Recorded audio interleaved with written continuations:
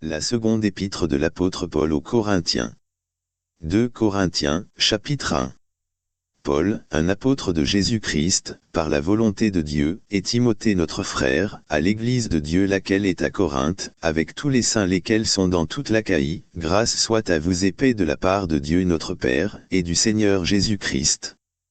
Béni soit Dieu, c'est-à-dire le Père de notre Seigneur Jésus-Christ, le Père des miséricordes, et le Dieu de tout réconfort, qui nous réconforte dans toute notre tribulation, afin que nous puissions être capables de réconforter ceux qui sont dans quelque difficulté que ce soit, par le réconfort dont nous sommes nous-mêmes réconfortés de Dieu.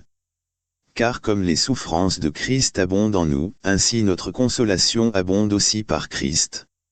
Et soit que nous soyons affligés, c'est pour votre consolation et salut, lequel s'effectue en endurant les mêmes souffrances dont nous aussi souffrons, ou soit que nous soyons réconfortés, c'est pour votre consolation et salut. Et notre espérance à votre égard est ferme, sachant, que comme vous êtes participants des souffrances, ainsi le serez-vous de la consolation.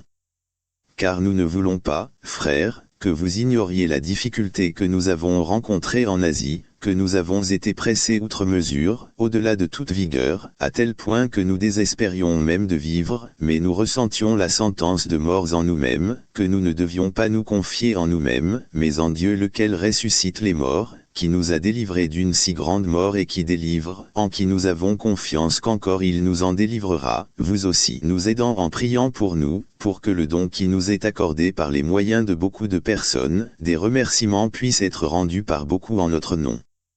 Car notre réjouissance est ceci, le témoignage de notre conscience, qu'en simplicité et sincérité selon Dieu, non pas avec une sagesse charnelle, mais par la grâce de Dieu, nous avons eu notre comportement dans le monde, et plus pleinement envers vous. Car nous ne vous écrivons pas d'autre chose que ce que vous lisez, ou reconnaissez, et j'ai confiance que vous les reconnaîtrez même jusqu'à la fin, comme aussi vous nous avez en partie reconnus, que nous sommes votre réjouissance, comme vous êtes aussi la nôtre au jour du Seigneur Jésus. Et dans cette confiance, j'étais enclin à venir vers vous d'abord, afin que vous puissiez avoir un second avantage, et de passer par vous en allant en Macédoine, et de Macédoine revenir de nouveau vers vous, et de chez vous être reconduit par vous chemin faisant vers la Judée. Lorsque j'ai donc eu cette intention, ai-je usé de légèreté? Ou les choses que je me propose, est-ce selon la chair que je les propose, pour qu'avec moi ce devrait être oui, oui, et non, non.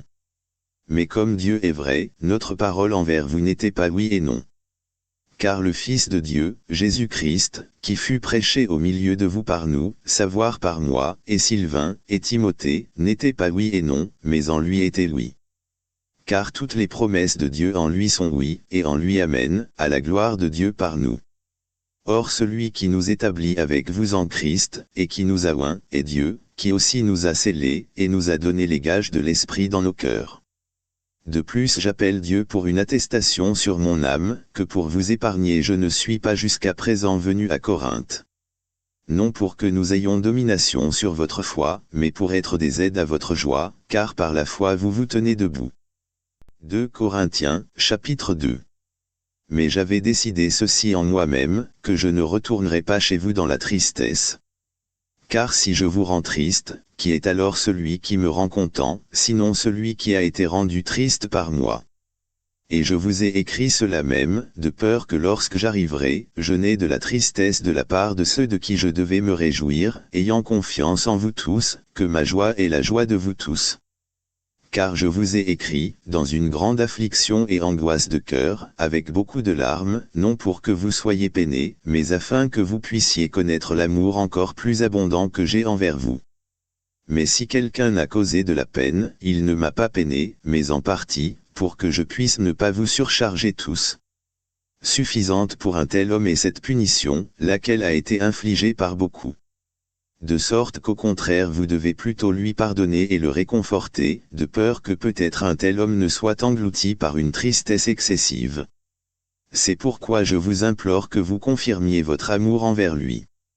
Car c'est à cette fin aussi que je vous ai écrit, pour que je puisse savoir en vous mettant à l'épreuve, si vous êtes obéissants en toutes choses.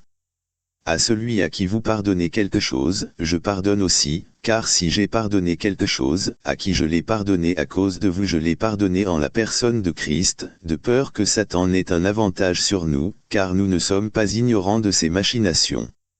De plus, lorsque je vins à Troas pour prêcher l'évangile de Christ, et qu'une porte me fut ouverte de la part du Seigneur, je n'avais aucun repos dans mon esprit, parce que je ne trouvais pas Tite, mon frère, mais prenant congé d'eux, j'allai de là en Macédoine. Maintenant les remerciements sont envers Dieu, lequel nous fait toujours triompher en Christ, et par nous rend manifeste la fragrance de sa connaissance en tout lieu. Car nous sommes à Dieu une douce fragrance de Christ, en ceux qui sont sauvés et en ceux qui périssent, à l'un, nous sommes une fragrance de mort vers la mort, et à l'autre la fragrance de vie vers la vie. Et qui est suffisant pour ces choses. Car nous ne sommes pas comme beaucoup, qui corrompent la parole de Dieu, mais comme avec sincérité, mais comme de la part de Dieu, à la vue de Dieu, nous parlons en Christ. 2 Corinthiens, chapitre 3. Commençons-nous de nouveau à nous recommander nous-mêmes? Ou avons-nous besoin, comme quelques-uns, d'épîtres de recommandation pour vous, ou de lettres de recommandation venant de vous? Vous êtes notre épître, écrite dans nos cœurs, connue et lue de tous les hommes, d'autant que vous êtes manifestement déclaré être l'épître de Christ, donnée par nous, écrite non avec de l'encre, mais avec l'Esprit du Dieu vivant, non sur des tables de pierre, mais sur les tables charnelles du cœur. Et nous avons une telle confiance par Christ envers Dieu, non que nous soyons compétents par nous-mêmes de penser quelque chose comme de nous-mêmes, mais notre compétence est de Dieu, qui aussi a fait de nous de capables ministres du Nouveau Testament, non de la lettre, mais de l'Esprit, car la lettre tue, mais l'Esprit donne vie. Mais si le ministère de la mort, écrit et gravé sur des pierres, fut glorieux, de sorte que les enfants d'Israël ne pouvaient regarder fermement le visage de Moïse, à cause de la gloire de sa figure, laquelle gloire devait prendre fin, combien le ministère de l'Esprit ne sera-t-il pas plus glorieux? Car si le ministère de la condamnation a été gloire, beaucoup plus le ministère de la droiture excède en gloire. Car même ce qui a été rendu glorieux n'avait aucune gloire sous ce rapport, en raison de la gloire qui excelle. Car si ce qui devait prendre fin a été glorieux, beaucoup plus glorieux est ce qui subsiste. Voyant donc que nous avons une telle espérance, nous utilisons une grande simplicité de langage, et non pas comme Moïse, mettait un voile sur son visage, pour que les enfants d'Israël ne puissent pas regarder fixement à la fin de ce qui est aboli, mais leurs intelligences ont été aveuglées, car jusqu'à ce jour le même voile demeure sans être retiré lors de la lecture de l'Ancien Testament, lequel voile est retiré en Christ. Mais même jusqu'à ce jour, lorsque Moïse est lu, le voile est sur leur cœur. Néanmoins lorsqu'il se tournera vers le Seigneur, le voile sera ôté. Or le Seigneur est cet esprit, et là où l'esprit du Seigneur est, il y a liberté. Mais nous tous, qui à visage découvert, regardant comme dans un miroir la gloire du Seigneur, sommes changés en la même image, de gloire en gloire, à savoir comme par l'esprit du Seigneur. 2 Corinthiens, chapitre 4. Par conséquent, voyant que nous avons ce ministère, comme nous avons reçu miséricorde, nous ne défaillons pas, mais nous avons renoncé aux cachotteries malhonnêtes, ne marchant pas avec subterfuge, n'utilisant pas non plus la parole de Dieu trompeusement, mais par la manifestation de la vérité, nous recommandant nous-mêmes à toute conscience d'homme à la vue de Dieu. Mais si notre évangile est caché, il est caché à ceux qui sont perdus, en lesquels le Dieu de ce monde a aveuglé les intelligences de ceux qui ne croient pas, de peur que la lumière du glorieux évangile de Christ, qui est l'image de Dieu, ne brille jusqu'à eux.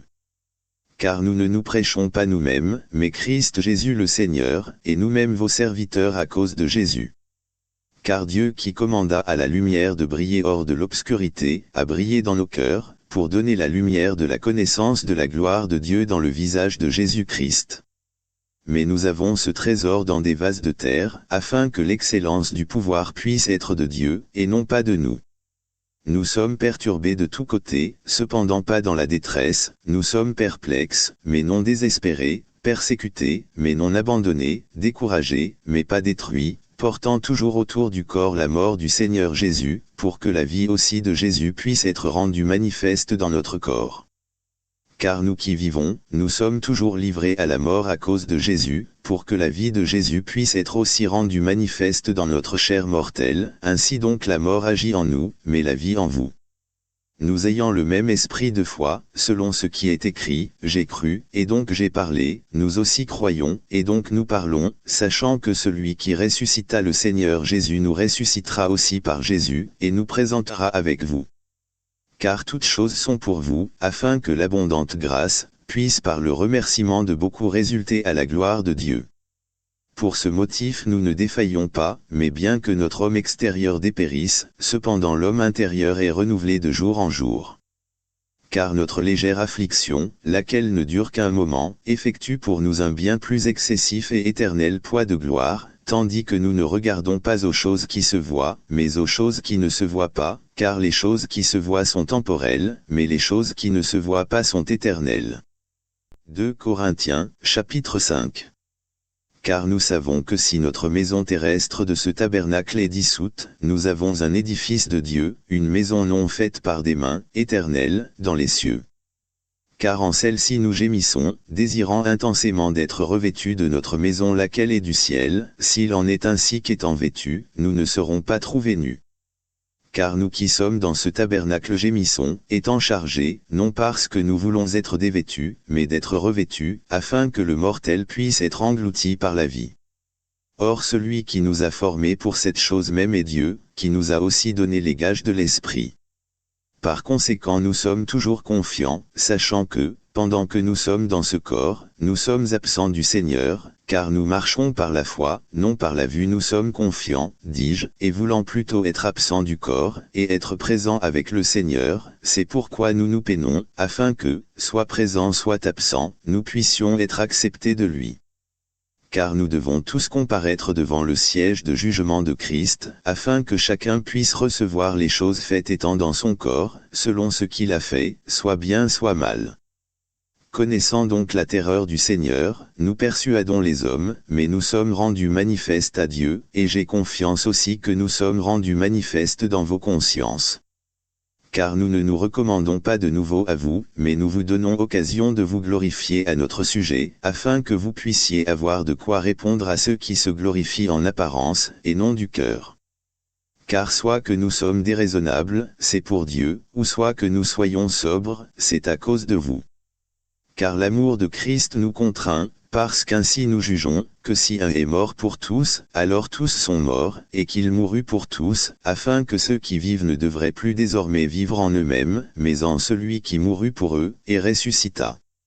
C'est pourquoi désormais, nous ne connaissons aucun homme d'après la chair, oui, bien que nous ayons connu Christ d'après la chair, toutefois maintenant nous ne le connaissons plus. Par conséquent, si quelqu'un est en Christ, il est une nouvelle créature, les choses anciennes sont passées, voici, toutes choses sont devenues nouvelles. Et toutes choses sont de Dieu, qui nous a réconciliés avec lui-même par Jésus-Christ, et qui nous a donné le ministère de la réconciliation, c'est-à-dire que Dieu était en Christ, réconciliant le monde avec lui-même, ne leur imputant pas leurs infractions, et il nous a confié la parole de réconciliation.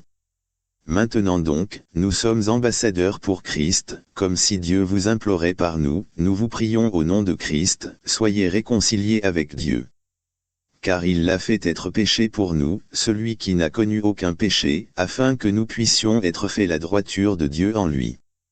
2 Corinthiens, chapitre 6. Nous donc, en tant qu'ouvriers avec lui, nous vous implorons aussi que vous ne receviez pas la grâce de Dieu en vain. Car il dit, je t'ai entendu au moment acceptable, et au jour du salut je t'ai secouru, voici, c'est maintenant le moment acceptable, voici, maintenant est le jour du salut. Ne voulant pas offenser en aucune façon, afin que le ministère ne soit pas blâmé, mais en toutes choses nous recommandant nous-mêmes comme les ministres de Dieu, avec beaucoup de patience, dans les afflictions, dans les besoins, dans les détresses, sous les coups, en prison, dans les émeutes, dans les labeurs, dans les veilles, dans les jeûnes, par la pureté, par la connaissance, par la longanimité, par la gentillesse, par l'Esprit Saint, par un réel amour, par la parole de vérité, par le pouvoir de Dieu, par l'armure de droiture à la main droite et à la gauche, par l'honneur et le déshonneur, par la mauvaise réputation et la bonne réputation, comme trompeurs, et cependant véritables, comme des inconnus, et cependant bien connus, comme mourants, et, voici, nous vivons, comme châtiés, et pas tués, comme attristés, nous réjouissant toujours, comme pauvres, cependant rendant riches beaucoup, comme n'ayant rien, et cependant possédant toutes choses. Ô vous Corinthiens, notre bouche est ouverte à vous, notre cœur s'est élargi. Vous n'êtes pas confinés en nous, mais vous êtes confinés dans vos propres entrailles. Maintenant rendez-nous l'appareil, je parle comme à mes enfants, élargissez-vous aussi. Ne vous mettez pas sous un même joug avec les incroyants, car quelle association à la droiture avec l'injustice, et quelle communion à la lumière avec l'obscurité. Et quelle harmonie à Christ avec Bélial, ou quelle part à celui qui croit avec un infidèle, et quelle conformité à le temple de Dieu avec les idoles. Car vous êtes le temple du Dieu vivant, comme Dieu a dit, je demeurerai en eux, et marcherai parmi eux, et je serai leur Dieu, et ils seront mon peuple. C'est pourquoi, sortez du milieu d'eux, et soyez séparés, dit le Seigneur, et ne touchez à aucune chose impure, et je vous recevrai, et vous serez un père, et vous serez mes fils et filles, dit le Seigneur Tout-Puissant. 2 Corinthiens, chapitre 7. Ayant donc ces promesses, chers bien-aimés, nettoyons-nous nous-mêmes de toute souillure de la chair et de l'esprit, perfectionnant la sainteté dans la crainte de Dieu. Recevez-nous, nous n'avons fait tort à aucun homme, nous n'avons corrompu aucun homme, nous n'avons escroqué aucun homme. Je ne dis pas cela pour vous condamner, car j'ai déjà dit, que vous êtes dans nos cœurs pour mourir et pour vivre avec vous. Grande est ma hardiesse de langage envers vous, j'ai grandement de quoi me glorifier de vous, je suis rempli de réconfort, je suis extrêmement joyeux dans toute notre tribulation.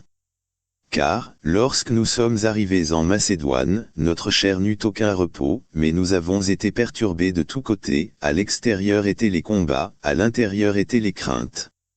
Néanmoins Dieu, qui réconforte ceux qui sont découragés, nous réconforta par la venue de Tite, et non par sa venue seulement, mais aussi par la consolation avec laquelle il fut réconforté par vous, lorsqu'il nous a raconté votre ardent désir, votre chagrin, votre fervente intention envers moi, de sorte que je me suis réjoui davantage. Car bien que je vous ai rendu triste par une lettre, je ne m'en repens pas, bien que je m'en sois repenti, car je perçois que cette épître-là vous a rendu triste, bien que ce n'ait été que pour une saison. Maintenant je me réjouis, non pas car vous avez été rendu triste, mais parce que vous avez été attristé jusqu'à la repentance, car vous avez été rendu triste d'une manière selon Dieu, pour que vous ne puissiez recevoir aucun préjudice de notre part. Car la tristesse selon Dieu produit une repentance jusqu'au salut dont on n'a pas à se repentir, mais la tristesse du monde produit la mort. Car voici cette chose même, qui vous avait attristé d'une manière selon Dieu, quelle attention a-t-elle effectuée en vous, oui, quelle défense de votre part, oui, quelle indignation, oui, quelle crainte, oui, quel véhément désir, oui, quel zèle, oui, quelle vengeance. En toute chose vous vous êtes montré innocent dans cette affaire. C'est pourquoi, bien que je vous ai écrit, je ne l'ai pas fait à cause de celui qui a fait du tort, ni à cause de celui à qui on a fait du tort, mais afin que notre souci pour vous à la vue de Dieu puisse vous apparaître. Par conséquent nous avons été réconfortés dans votre réconfort, oui, et nous nous sommes encore plus extrêmement réjouis pour la joie de Tite, parce que son esprit a été revigoré par vous tous. Car si je me suis vanté de vous devant lui en quoi que ce soit, je n'en suis pas honteux, mais comme nous vous avons dit toutes choses selon la vérité, oui certainement notre vantardise, laquelle j'ai fait devant Tite, s'est trouvée être une vérité. Et son affection intérieure est d'autant plus abondante envers vous, quand il se souvient de l'obéissance de vous tous, comment avec crainte et tremblement vous l'avez reçu. Je me réjouis donc de ce que j'ai confiance en vous en toutes choses. 2 Corinthiens, chapitre 8. De plus, frères, nous voulons vous faire connaître la grâce de Dieu concédée aux églises de Macédoine, comment dans une grande épreuve d'affliction, l'abondance de leur joie et leur profonde pauvreté abonda dans la richesse de leur libéralité. Car de leur pouvoir, je porte témoignage, oui, et au-delà de leur pouvoir ils l'ont fait volontairement, nous priant avec beaucoup d'insistance pour que nous recevions le don, et prenions sur nous la participation du ministère envers les saints. Et ils ont fait cela, non pas comme nous l'avions espéré, mais ils se sont d'abord donnés eux-mêmes au Seigneur, et à nous par la volonté de Dieu. À tel point que nous avons désiré de Tite, comme il avait commencé, qu'ainsi il puisse aussi achever en vous cette même grâce. Par conséquent, comme vous abondez en toutes choses, en foi, et en élocution, et en connaissance, et en toute assiduité, et dans votre amour envers nous, voyez à ce que vous abondiez dans cette grâce aussi.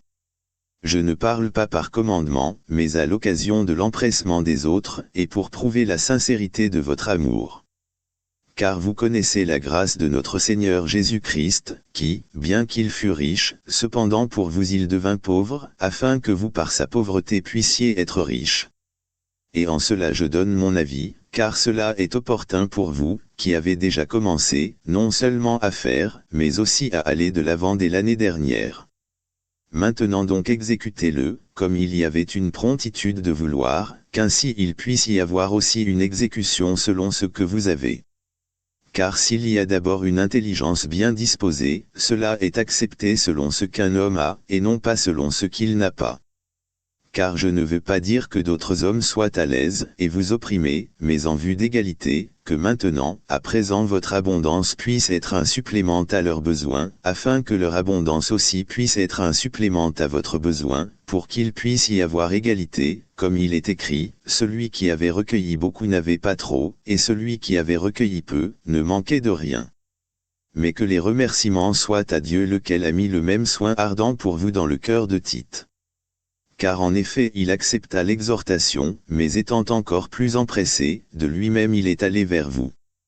Et nous avons envoyé avec lui le frère dont la louange de l'Évangile est connue à travers toutes les églises, et non seulement cela, mais il a été aussi choisi, par les églises pour voyager avec nous avec cette grâce, laquelle est administrée par nous à la gloire de ce même Seigneur, et en déclaration de votre prompte intelligence, évitant ceci, qu'aucun homme ne puisse nous blâmer dans cette abondance laquelle est administrée par nous, procurant les choses honnêtes, non seulement à la vue du Seigneur, mais aussi à la vue des hommes. Et nous avons envoyé avec eux notre frère, dont nous avons souvent éprouvé l'assiduité en beaucoup de choses, mais maintenant beaucoup plus assidu par la grande confiance que j'ai en vous. Si quelqu'un s'empierre de Tite, il est mon partenaire et aide auprès de vous, ou si l'on s'empierre au sujet de nos frères, ils sont les messagers des églises, et la gloire de Christ. C'est pourquoi déclarez-leur, et devant les églises, la preuve de votre amour, et de notre vantardise à votre sujet. 2 Corinthiens, chapitre 9.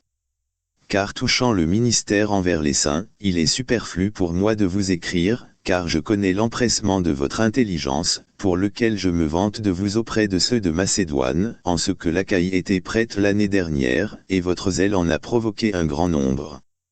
Cependant j'ai envoyé les frères, de peur que notre vantardise à votre sujet ne soit en vain à cet égard, pour que comme je l'ai dit, vous puissiez être prêts, de peur que peut-être, si ceux de Macédoine venaient avec moi, et ne vous trouvaient pas préparés, nous, pour ne pas dire vous, devrions être honteux de cette certaine vantardise.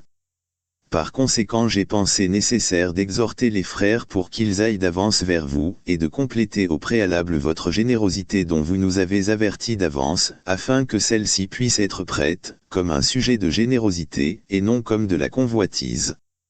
Mais je dis ceci, celui qui sème parcimonieusement moissonnera aussi parcimonieusement, et celui qui sème abondamment moissonnera aussi abondamment. Chaque homme selon qu'il se l'est proposé dans son cœur, qu'ainsi il donne, non à contre-cœur, ou par nécessité, car Dieu aime celui qui donne jovialement. Et Dieu est capable pour faire abonder toute grâce vers vous, afin qu'ayant toujours tout ce qui suffit en toutes choses, vous puissiez abonder en toute bonne œuvre, comme il est écrit, il a répandu de tous côtés, il a donné aux pauvres, sa droiture demeure à toujours. Or celui qui procure la semence au semeur, procurez le pain pour votre nourriture, et multiplie votre semence ensemencée, et augmente les fruits de votre droiture, étant enrichis en toutes choses pour toute prodigalité, laquelle adresse par notre intermédiaire des remerciements à Dieu. Car l'administration de ce service non seulement supplée aux besoins des saints, mais est abondante aussi par beaucoup de remerciements envers Dieu, tandis que par l'expérience de cette fonction ils glorifient Dieu pour la soumission dont vous faites profession à l'évangile de Christ, et pour votre généreuse distribution envers eux, et envers tous les hommes, et par leur prière pour vous, qui tardent de vous voir à cause de l'excessive grâce de Dieu qui est en vous. Remerciements soient envers Dieu pour son don inexprimable. 2 Corinthiens, chapitre 10.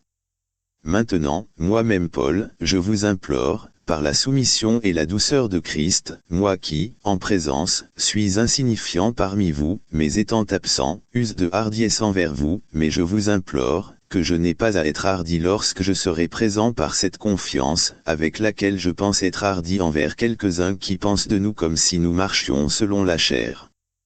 Car bien que nous marchions dans la chair, nous ne guerroyons pas suivant la chair, car les armes de notre guerre ne sont pas charnelles, mais puissantes par le moyen de Dieu, pour la démolition des places fortes, abattant les imaginations et toutes choses hautaines qui s'exaltent contre la connaissance de Dieu, et amenant toute pensée captive à l'obéissance de Christ, et ayant une promptitude à venger toute désobéissance, lorsque votre obéissance aura été accomplie. Regardez-vous les choses d'après leur aspect extérieur. Si un homme a confiance en lui-même qu'il est à Christ, qu'il pense encore ceci en lui-même, que, comme il est à Christ, oui certainement nous sommes à Christ. Car si même je me vantais un peu plus de notre autorité, laquelle le Seigneur nous a donnée pour l'édification, et non pour votre destruction, je ne serais pas honteux, afin que je ne puisse avoir l'air de vouloir vous effrayer par des lettres. Car ces lettres, disent-ils, sont pesantes et fortes, mais sa présence corporelle est faible, et son élocution dédaigneuse. Qu'une telle personne pense à ceci, que tels nous sommes en mots dans nos lettres lorsque nous sommes absents, tels aussi serons-nous en action, lorsque nous serons présents. Car nous n'osons pas nous joindre ou nous comparer à quelques-uns qui se recommandent eux-mêmes, mais eux se mesurant eux-mêmes par eux-mêmes, et se comparant eux-mêmes à eux-mêmes, ne sont pas sensés. Mais nous ne nous vanterons pas de choses hors de notre mesure, mais selon la mesure de la règle que Dieu nous a départie, une mesure pour parvenir même jusqu'à vous. Car nous n'allons pas nous-mêmes au-delà de notre mesure, comme si nous ne parvenions jusqu'à vous, car nous sommes venus même jusqu'à vous en prêchant l'évangile de Christ, ne nous vantant pas de choses hors de notre mesure, c'est-à-dire des labeurs d'autres hommes, mais ayant l'espérance lorsque votre foi s'accroîtra, que nous serons abondamment agrandis grâce à vous selon notre règle, pour prêcher l'évangile dans les régions au-delà de vous, et non pour nous vanter dans la ligne d'un autre homme des choses déjà toutes préparées. Mais celui qui se glorifie, qu'il se glorifie dans le Seigneur. Car ce n'est pas celui qui se recommande lui-même, qui est approuvé, mais celui que le Seigneur recommande. 2 Corinthiens, chapitre 11. Plût à Dieu que vous me supportiez un peu dans ma folie, et en effet supportez-moi. Car je suis jaloux de vous d'une jalousie selon Dieu, car je vous ai fiancé à un seul mari, pour que je puisse vous présenter comme une vierge chaste à Christ. Mais je crains, qu'en quelque sorte, comme le serpent dupa Ève par sa sournoiserie, qu'ainsi vos intelligences ne soient corrompues abandonnant la simplicité qui est en Christ. Car si celui qui vient prêche un autre Jésus, que nous n'avons pas prêché, ou si vous recevez un autre esprit, lequel vous n'avez pas reçu, ou un autre évangile, lequel vous n'avez pas accepté, il se pourrait bien que vous le supportiez. Car je suppose que je n'étais pas une bouffée derrière les apôtres les plus prééminents. Mais bien que je sois fruste quant au langage, cependant pas quant à la connaissance, mais nous avons été pleinement rendus manifestes parmi vous en toutes choses. Ai-je commis une offense en m'abaissant moi-même, afin que vous puissiez être exaltés, parce que je vous ai prêché gratuitement l'évangile de Dieu? J'ai dépouillé d'autres églises, en recevant d'elles un salaire, pour vous servir. Et lorsque j'étais en votre présence et dans le besoin, je n'ai été à la charge d'aucun homme, car ce qui me manquait les frères qui vinrent de Macédoine, ont suppléé, et en toute chose je me suis gardé d'être une charge envers vous, et je m'en garderai. Comme la vérité de Christ est en moi, aucun homme ne m'empêchera cette vantardise dans les régions de l'Achaïe. Pourquoi? Parce que je ne vous aime pas. Dieu le sait. Mais ce que je fais, cela je le ferai, afin que je puisse retrancher l'occasion à ceux qui désirent une occasion, afin qu'en quoi ils se glorifient, ils puissent être trouvés tels que nous. Car de tels hommes sont de faux apôtres, des ouvriers trompeurs se transformant en apôtres de Christ. Et ne vous émerveillez pas, car Satan lui-même est transformé en un ange de lumière. Par conséquent, ce n'est pas grand-chose si ces ministres aussi se transforment en ministres de droiture, desquels la fin sera selon leurs œuvres. Je le dis encore, qu'aucun homme ne me considère comme un insensé, malgré tout recevez-moi, comme un insensé, afin que je puisse me vanter un peu. Ce que je dis, je ne le dis pas d'après le Seigneur, mais comme si c'était insensé, avec cette assurance de vantardise. Puisque beaucoup se glorifient suivant la chair, je me glorifierai aussi. Car vous supportez volontiers les insensés, puisque vous-mêmes êtes sages. Car vous supportez, si un homme vous asservit, si un homme vous dévore, si un homme prend avantage de vous, si un homme s'élève, si un homme vous frappe au visage. Je parle concernant l'outrage, comme si nous avions été faibles. En quoi que ce soit que quelqu'un soit hardi, je parle en insensé, je suis hardi aussi. Sont-ils hébreux? Je le suis aussi. Sont-ils israélites? Je le suis aussi. Sont-ils la semence d'Abraham? J'en suis aussi. Sont-ils ministres de Christ? Je parle comme un insensé, je le suis bien plus encore, dans les labeurs surabondamment, sous les coups outre mesure, plus fréquemment en prison, souvent en danger de mort. Des Juifs j'ai reçu 5 fois 40 coups moins 1. 3 fois j'ai été battu avec des bâtons, 1 fois j'ai été lapidé, 3 fois j'ai fait naufrage, j'ai passé une nuit et un jour dans les profondeurs de la mer, en voyage souvent, en péril sur les eaux, en péril des brigands, en péril parmi mes compatriotes, en péril parmi les païens, en péril dans la ville, en péril dans le désert, en périls en mer, en péril parmi les faux frères, dans la fatigue et dans la douleur, dans de fréquentes veilles, dans la faim, dans la soif souvent, dans les jeûnes, dans le froid et dans la nudité. Outre ces choses qui sont externes, ce qui me heurte chaque jour, le souci de toutes les églises. Qui est faible, et je ne suis pas faible. Qui est offensé, et je ne brûle pas. Si je dois me glorifier, je me glorifierai des choses qui concernent mes infirmités. Le Dieu et Père de notre Seigneur Jésus-Christ, lequel est béni à toujours, sait que je ne mens pas. À Damas le gouverneur sous le roi Aretas gardait la ville des Damascéniens, par une garnison, désirant m'appréhender, et par une fenêtre je fus descendu de la muraille dans un panier, et j'échappai de ses mains. 2 Corinthiens, chapitre 12. Ce n'est pas opportun, sans doute, de me glorifier. J'en viendrai aux visions et aux révélations du Seigneur. J'ai connu un homme en Christ qui, il y a plus de 14 ans, soit dans le corps, je ne puis le dire, ou soit hors du corps, je ne puis le dire, Dieu le sait, un tel homme fut enlevé jusqu'au 3e ciel. Et j'ai connu un tel homme, soit dans le corps, ou hors du corps, je ne puis le dire, Dieu le sait, comment il fut enlevé au paradis, et y entendit des paroles inexprimables, lesquelles il n'est pas permis à un homme de prononcer. Me glorifierai-je d'un tel homme, cependant de moi-même je ne me glorifierai pas, sinon dans mes infirmités. Car bien que je désirerais me glorifier, je ne serai pas un insensé, car je dirai la vérité, mais maintenant je m'en abstiens, de peur qu'un homme ne pense de moi au-delà de ce qu'il me voit être ou de ce qu'il entend dire de moi.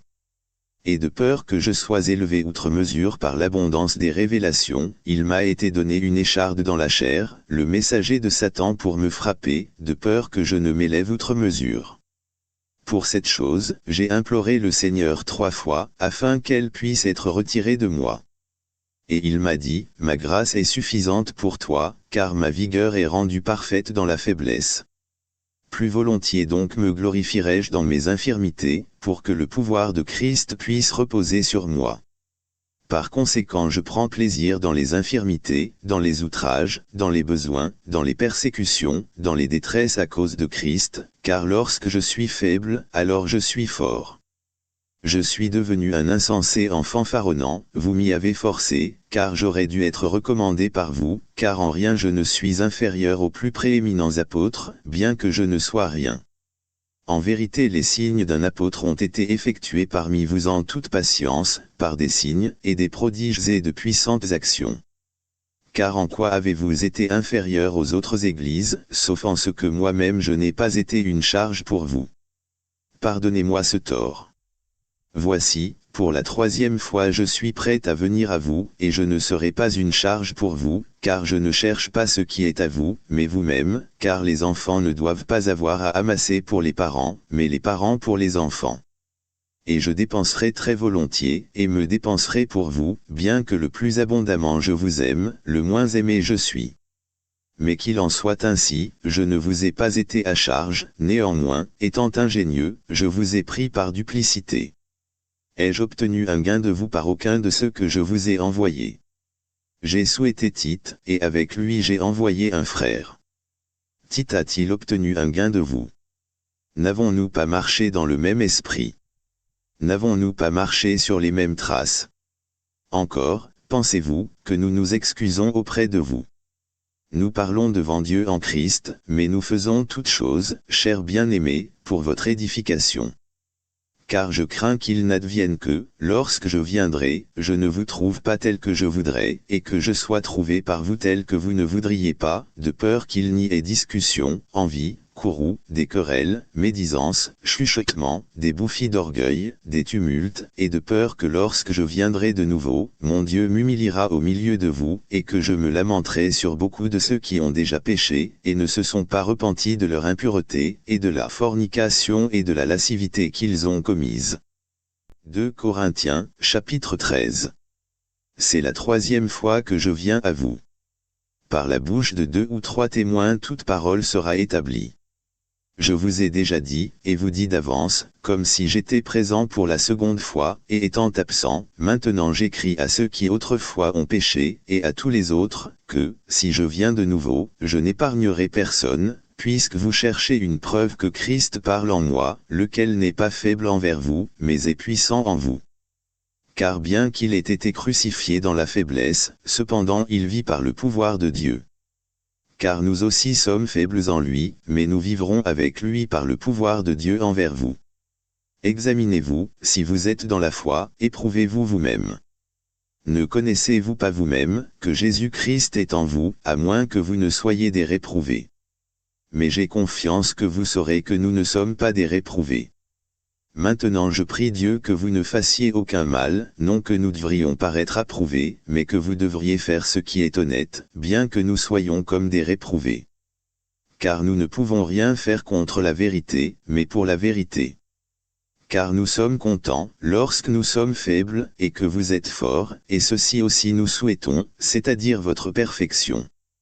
Par conséquent j'écris ces choses étant absent, de peur qu'étant présent, je ne sois obligé d'user de ces vérités, selon le pouvoir que le Seigneur m'a donné pour l'édification, et non pour la destruction. Finalement, frères, adieu. Soyez parfaits, encouragez-vous, soyez d'une même intention, vivez en paix, et le Dieu d'amour et de paix sera avec vous. Saluez-vous l'un l'autre par un saint baiser. Tous les saints vous saluent. La grâce du Seigneur Jésus-Christ, et l'amour de Dieu, et la communion de l'Esprit Saint, soient avec vous tous. Amen.